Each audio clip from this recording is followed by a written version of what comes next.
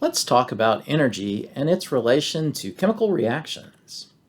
So, energy is a word we use a lot in everyday speech. We talk about if you're feeling tired, maybe you say, I just don't have the energy to do that. Of course, energy is important. We talk about it's good to conserve energy. The United States even has a Department of Energy. But what is energy? Well, in science, we like to use the definition from physics that says, what is energy? Energy is the ability to do work. So somehow energy is something that allows you to do work. And just a reminder that all measured quantities, things like this, have an extent, and we measure them in a unit, and the SI unit for energy is the joule, a capital J. So in order to get a little deeper into this, we need to understand what work is. So what is work? Well, according to a physicist, work is done when a force pushes a mass through a distance or pulls a mass through a distance. We even have an equation that says that work is equal to force times distance, which is true if there's a constant force. We can even see that the SI unit, the joule, is equal to the SI unit for force, the Newton, times the SI unit for length, the meter. So if you've got a mass and you've started it moving, you know that there's been some energy expended. So for example, if you're getting up in the morning and about to go to class, and so you pick up your backpack loaded with books and all the things you need for the day, well, lifting that backpack, you know you've got a mass that is now moving through a distance. You're getting it up to your shoulder. So that has done work. So there must have been energy involved in the doing of that work. So that energy came from you, from your metabolism, from the hearty breakfast that you ate in the morning, for example. So energy, the ability to do work. Work is a force moving in mass through a distance. So if you see a mass moving, you know that work is being done and that energy is involved in that process.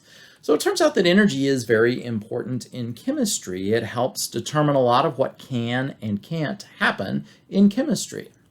So let's talk about the different types of energy that a physicist might think about. So we can roughly divide energy into two types, kinetic energy and potential energy. Kinetic energy is energy of motion, like these balls that are being juggled. So a ball has a mass and it's flying through the air, so it's in motion, so it has energy of motion. For a particle, like a tennis ball or something, of a certain mass, m, we can calculate the energy of motion, the kinetic energy, Ke of that, using this simple formula. It's 1/2 times the mass of the object times v, which stands for velocity, but we can just think of that as speed squared. So if an object is moving at a constant speed and has a certain mass, you can use this to calculate the kinetic energy. Note a couple of things about this formula. Bigger masses traveling at the same speed mean a bigger kinetic energy. So a tennis ball traveling at 30 miles an hour and a cannonball traveling at 30 miles an hour will both have very different kinetic energies, the cannonball having a much larger kinetic energy. Also, speed matters. So the faster something is moving, the more kinetic energy it has. The second type of energy is potential energy. And as the name implies, this is sort of stored energy. But I like to think of it as energy due to position. So position in what? Well, position in some sort of external field, like a gravitational field. So we have gravitational potential energy, like this ball that's being held above the cliff has a certain gravitational potential energy. We can calculate that using this formula, m, the mass of the ball, times g, that's the acceleration due to gravity, and that might be different on a different planet, let's say, and h, the height of the ball above the ground. So there's your position variable. As we change this height, we change the gravitational potential energy. So we've got some stored energy there. We release that ball, it could do some work. Now we've got an object that's moving through a distance. The force of gravity is acting on that, causing it to move. And as it begins to move, now we've got energy of motion, which is kinetic energy. So some of that potential energy is being converted into energy of motion. Another example of energy due to position is coulombic or electrostatic potential energy. So that's the energy between two charged particles. A positive charge and a negative charge are going to exert a force on each other. And here's that Coulomb's law potential energy equation. It's equal to a universal constant for all charged particles times the charge on particle 1 times the charge on particle 2. And here's that important position variable, the distance between the centers of those two charges. So as we change that distance, we change the potential energy. That's stored energy. If we release the particles, they might snap together because they're attracted to each other, converting that potential energy into kinetic energy as those charges begin moving.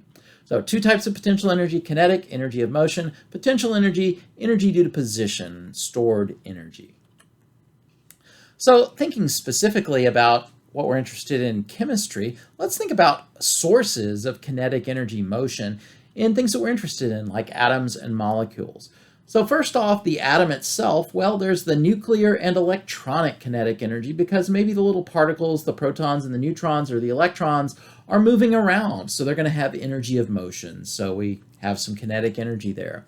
We can also imagine that the molecule as a whole, like this water molecule, is moving through space. We call that translational motion when an object is moving through space.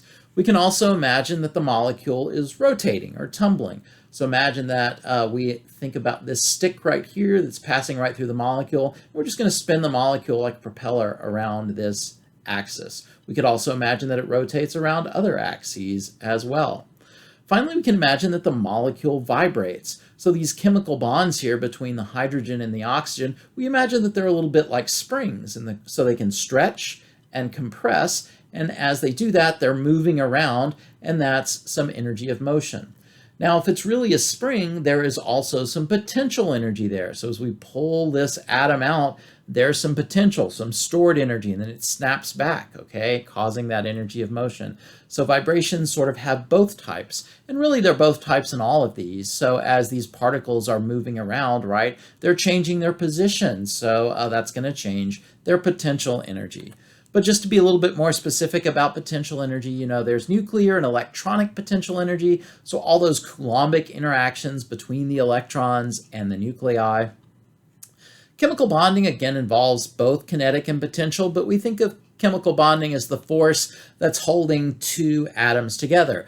And if you change the position of those two atoms, you're going to change the energy. So as you move those two bonded atoms further and further apart. By the way, I should have said chemical bonding, not chemical boating. So chemical bonding is what I meant to spell out there. So as we move those two atoms further and further apart, right, eventually the bond will break, perhaps. And so we're changing the energy as we change position. So that's stored energy, energy due to position.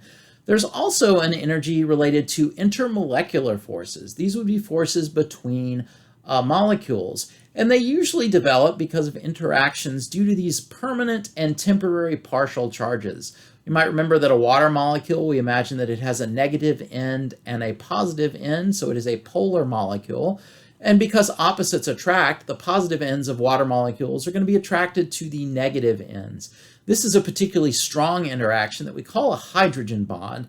Now, even though we use the word bond, it is much weaker than typical chemical bonds, however. But that's a force that holds water molecules together, and that's why water remains a liquid, even at the relatively high temperatures of room temperature. If we dissolve a salt in water, then those ions that are formed from those salts can interact with those charged particles as well. So here's a sodium cation, and we say that these partial negative charges of the oxygens of these water molecules will coordinate or attach themselves to this sodium ion. So those are types of intermolecular forces, and they represent potential energies as we make and break those interactions. So let's talk a little bit about heat, because heat is often brought up as we begin talking about energies. And particularly with chemical reactions, we know some chemical reactions will get hot as they happen, like fire burning. Some chemical reactions actually get cold as they happen. You might be familiar, if you're an athlete, with these instant cold packs that you can use to put on a sore muscle. Well, that's a chemical reaction that absorbs heat energy and absorbs energy as heat and cools things off. So heat isn't really a type of energy, but it's a way of transferring energy, just like a check that you might write or a credit card that you might use is a way of transferring money between different accounts. So heat is like that. It's a way that we can transfer energy from one object to another. One way to measure the energy that gets transferred as heat is to measure temperature changes. So if an object changes its temperature, it's because it has lost or gained some energy through this transfer mechanism that we call heat. Now, it is also possible to add or remove heat to an object without it changing its temperature, but if we do see a temperature change, that is because there's heat that's gone in or out. So I should point out that heat is related to temperature, and we sometimes use those interchangeably, but they are not the same thing from a scientific concept. So heat is the energy, and temperature is the effect of that energy going into an object or out of an object. So in this little example, we're going to consider this right-hand picture later, but let's look at this left-hand picture. So what I have are two graduated cylinders full of water. So I've got 50 milliliters of water at 100 degrees Fahrenheit and another 50 milliliters of water at 150 degrees Fahrenheit. So if I pour these equal volumes together into a container, let's say some sort of insulated container, so it's not cooling off any, and we measure the temperature here, we'll find out that the temperature is sort of halfway in between. Equal volumes gives us a temperature that's halfway in between. So it's as if the colder object has increased its temperature and the warmer object has decreased its temperature. We would say that happens because the colder object has gained heat from the warmer object, and the warmer object has lost heat to the colder object. And then they've come to this condition that we call thermal equilibrium, where they are both at the same temperature. So we can explain this using something called the kinetic theory of heat. So if we zoom in at molecules, it turns out that we can explain temperature and heat as a way of transferring energy. We understand that temperature is related to the average motion or the average kinetic energy of all the particles that make up an object. So for example, here's a gas at high temperature. So this gas is made up of these molecules, little red circles, and let's say in 1 second's worth of time, they travel the distance shown by these arrows, and they're all sort of moving in random directions. Over here, we've got another container with a colder gas. So in that same amount of time, the gas is moving at a much shorter distance. So the gas is moving slower. So these are fast particles. These are slow particles. So this gas over here has a higher average kinetic energy. Remember, kinetic energy is related to how fast you're moving.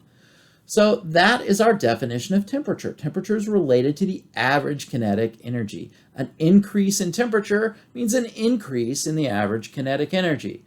So high temperature over here means we've got high average kinetic energy and fast-moving particles. Over here, cold, we've got slow-moving particles. So what happens when there's heat transfer, right? We imagine that heat moves from the hot object to the cold object, or is transferred, heat energy is transferred from the hot object to the cold object. So how does that work? Well, these particles collide. And if you've ever played a game of pool or billiards, you know that the fast-moving cue ball, when it hits another ball that is stationary, it will slow down that white cue ball and cause that stationary ball to start moving. Well, the same thing happens here. The fast-moving molecule collides with a slow-moving molecule. The fast-moving molecule slows down, and the slow-moving molecule speeds up. And once all these collisions kind of equalize, eventually we will end up with a uniform temperature throughout both containers. So what is heat transfer then? When heat energy is transferred from a hot object to a colder object, it's a result of all the collisions causing a change in the average kinetic energy. So the hot object's kinetic energy decreases through collisions, and the cold object's average kinetic energy increases due to those collisions. So that's our kinetic theory of heat that can explain hot to cold transfer. So let's go back to this example. So why is it that the cold object absorbs heat from the warm object? Well, it's because collisions between these faster moving water molecules and these slower moving molecules, and they equalize at a temperature that's directly in the middle. Now let's do that same experiment, but replace our 50 mils of hot water with 50 mils of liquid mercury, also at 150.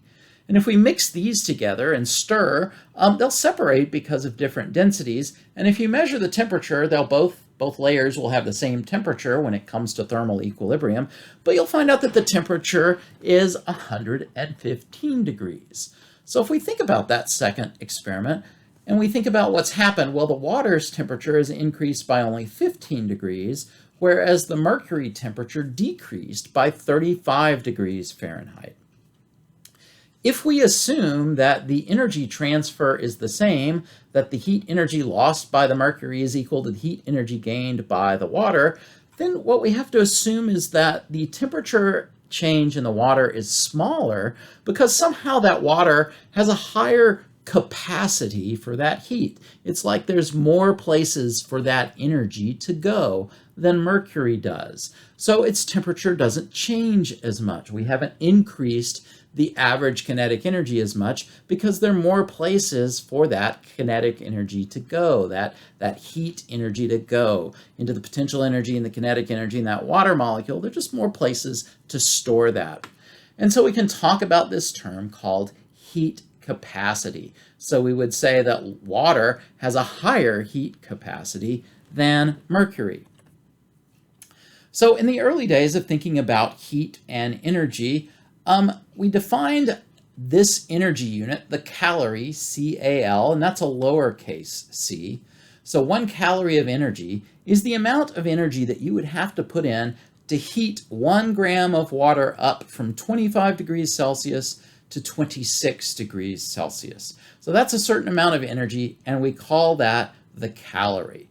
So using this, we're able to define something that we can measure, a specific heat capacity for water, usually given this symbol. It's a lowercase c, sometimes with a subscript s here, and we can define it as being 1 calorie for every gram for every degree Celsius. So that is the heat capacity. So water will absorb 1 calorie for every gram of water for every degree Celsius. So if you want to increase water's temperature by 2 degrees Celsius from, say, 25 to 27, you would have to put in 2 calories of energy. So heat energy, energy transferred as heat, you'd have to put in 2 calories. Similarly, if you had 2 grams of water, you would have to put in 2 calories. Now, I told you that our SI unit is called the joule. So in later days, we have come to define the calorie. So we know what this amount of energy is in joules. And so we've come to redefine it a little bit so that it is exactly 4.184 joules. And so sometimes we can refer to the specific heat capacity in those units and say that the specific heat capacity of water is 4.184 joules per gram per degree Celsius. You might remember that there are different temperature scales, and in the SI system, the temperature scale is this absolute temperature scale given by the symbol K, capital K here. Capital K is the unit Kelvin. It's called the absolute temperature scale because 0 degrees Kelvin is the absolute coldest temperature. That is when the kinetic energy is as low as possible. So 0 degrees Celsius is our absolute zero. But it turns out that the Kelvin scale and the degree Celsius scale have the same degree size. So if water goes up from 25 to 26 degrees Celsius, it's increased by 1 degree Celsius. It is also increased by 1 degree Kelvin. So we can equally well write this as 1 calorie per gram per degree Kelvin. So degree Celsius or degree Kelvin, it's the same temperature change, okay? So that's just a little bit about some units. So over here are the specific heats. This is something we can measure for different substances. And you see that metals tend to have pretty small heat capacities. So you dump in a little bit of heat and they get pretty hot. Their temperature increases pretty quickly. So if you grab a metal pole on a hot summer day, it's going to feel pretty warm. If you dip your hand in a bucket of water that's nearby, it will probably feel less warm than that metal rod because of the heat capacity difference, okay? So there's some heat capacities. These are again in joules per gram per degree Kelvin, so we're using our Joule scale, and we're using our Kelvin scale for temperatures. How can we use this specific heat capacity idea in calculations? Well, we can define this equation. So capital Q here, and it's sometimes written as a lowercase q, stands for the quantity of heat. So that is an amount of energy. It will be measured in units of joules. And it will be equal to the mass of the object, m, times the specific heat capacity of that particular substance, whether it's water or copper or carbon, times the temperature change measured in either degrees Celsius or degrees Kelvin. So if you multiply these together, that will tell you how much heat is involved. And so that's a useful thing that we can calculate. Sometimes I've heard students call this the MCAT equation because this delta looks like a little bit like an A, and so this looks like an MCAT, MCAT. So the MCAT equation. So we can use molar masses to convert grams into moles. So if this is the specific heat capacity of water, we could use the molar mass of water to convert these grams into moles. Then we would have something called the molar heat capacity. So that'll be the joules per mole per degree Celsius. So we'll have these units, joules, moles, and degrees Kelvin. And we just need to alter our equation a little bit right here. Q equals N for the number of moles you have. Then we're going to use capital C as our symbol for molar heat capacity. And here are those values over here in the table. Again, just using molar mass to convert the grams into moles, we get molar heat capacity. So if we take the moles, multiply them by the molar heat capacity, and by that same temperature change in degrees Kelvin, we can calculate the same amount of heat that has been transferred relating to that temperature change. So this is how quantitatively heat can be related to temperature change. So this is a useful thing. It's easy to measure temperatures, and then we can calculate how much energy was transferred as heat. So in looking at these experiments with dumping water together of different temperatures and looking at countless other experiments, we've observed this sort of fact of nature. So that's been generalized to a law because we've observed it over and over again in many different kinds of situations in many different places across the universe. With our telescopes, we've seen this happening. And the idea is that energy is conserved. So conserved in this case means that it can't be created or destroyed, only transferred from one place to another. So imagine that we've got a system that's sealed, and it's sealed so that no energy can get in or out.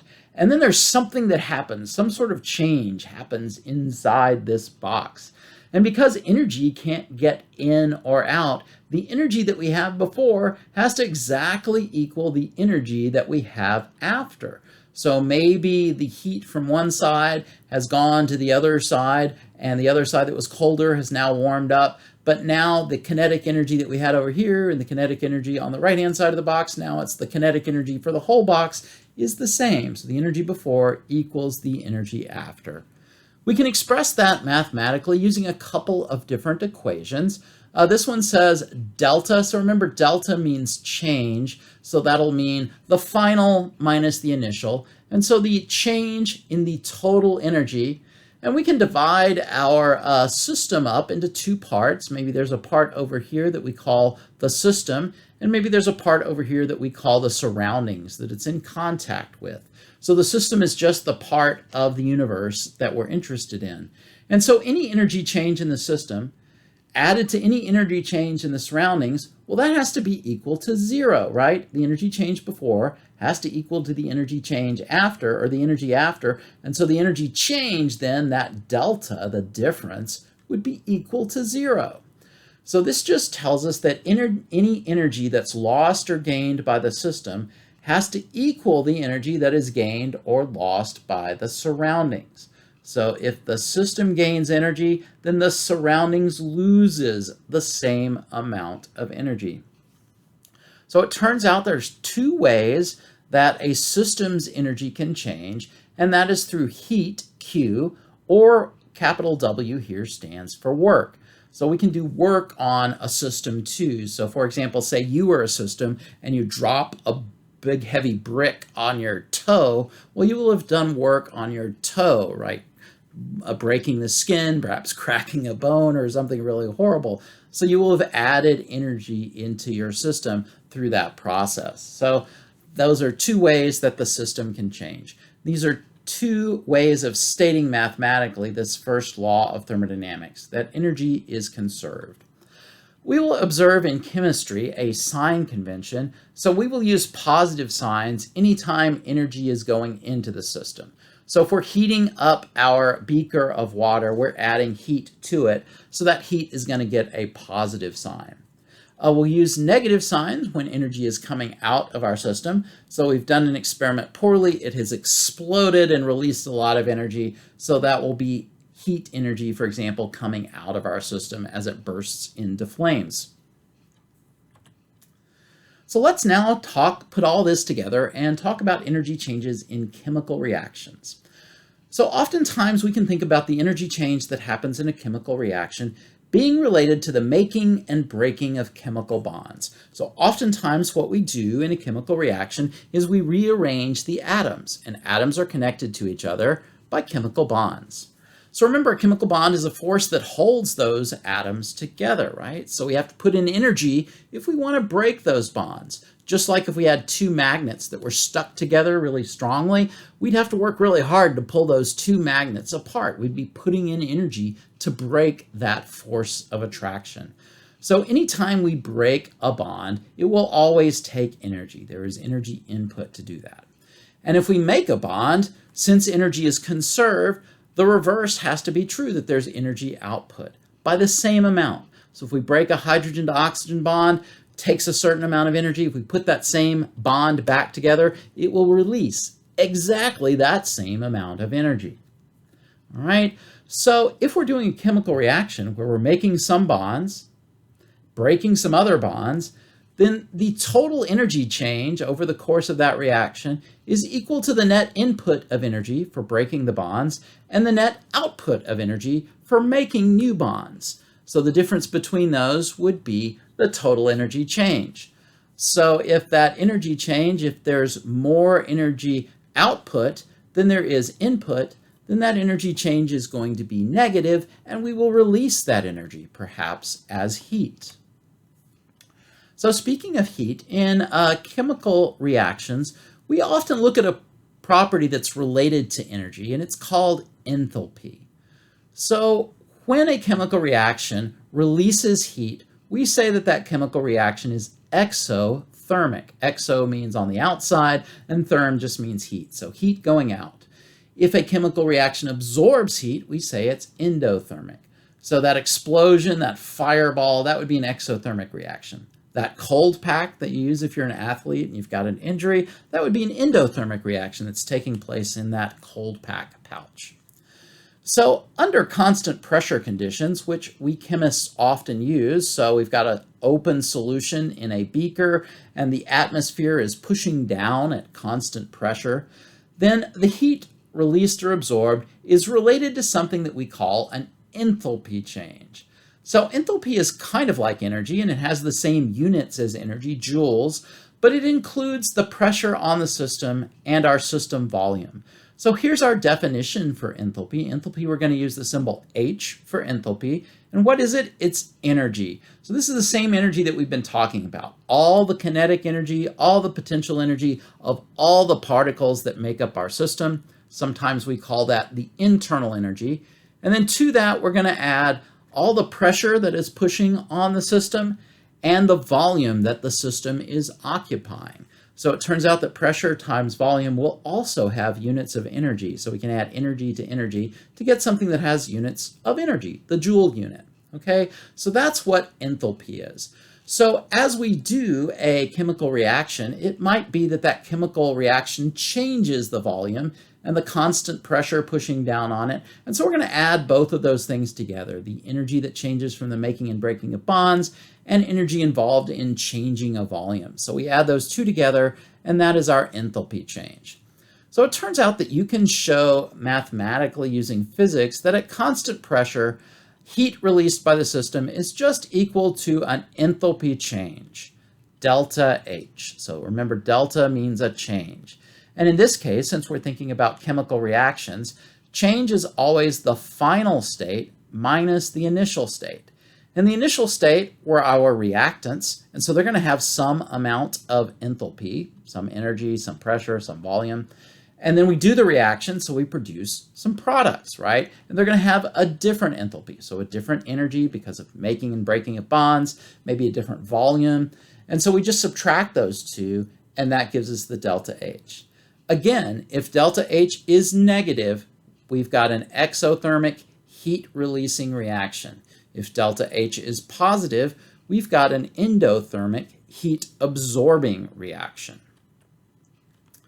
So let's think again about the enthalpy of reactions. So enthalpy changes for a reaction then show us how much heat is absorbed or how much heat is released based on our chemical reaction stoichiometry. So for example, here is hydrogen reacting with oxygen to make that big fireball. You might remember I did this demonstration at the beginning of my class this semester on that first week. So what happens is hydrogen reacts with oxygen to make water.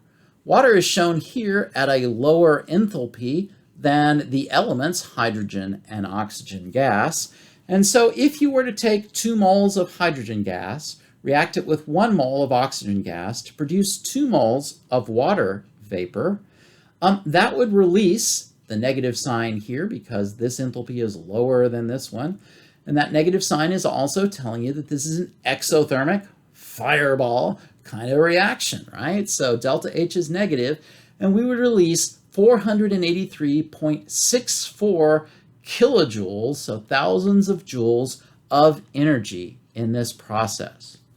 Now, what if we didn't use 2 moles, but we used 4 moles of hydrogen and 2 moles of oxygen to make 4 moles of water?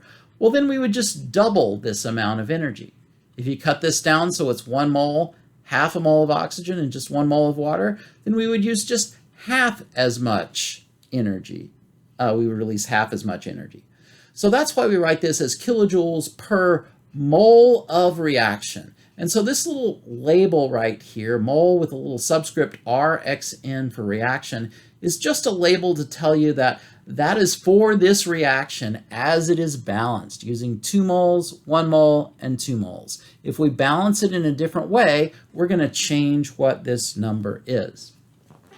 We can then also use this number if we have a certain different number of moles. So for example, if we know how many grams of hydrogen reacted, we could work that out, figure out how many moles, do the multiplication here, and figure out how much heat was released. So we can do something like a unit conversion stoichiometry calculation involving these enthalpy changes.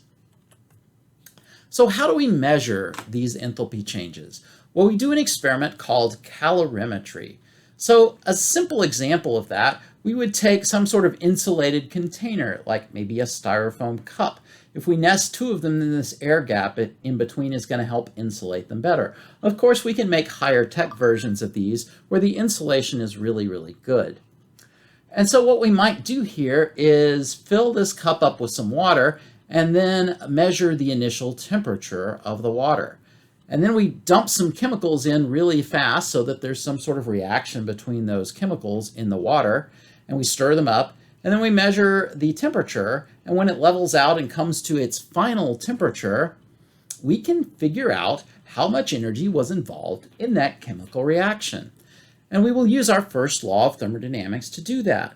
So we'll figure out that any heat that, let's assume it's an exothermic reaction, so it's generating heat, so any heat that is lost by that reaction will be equal to the heat that is gained by the water.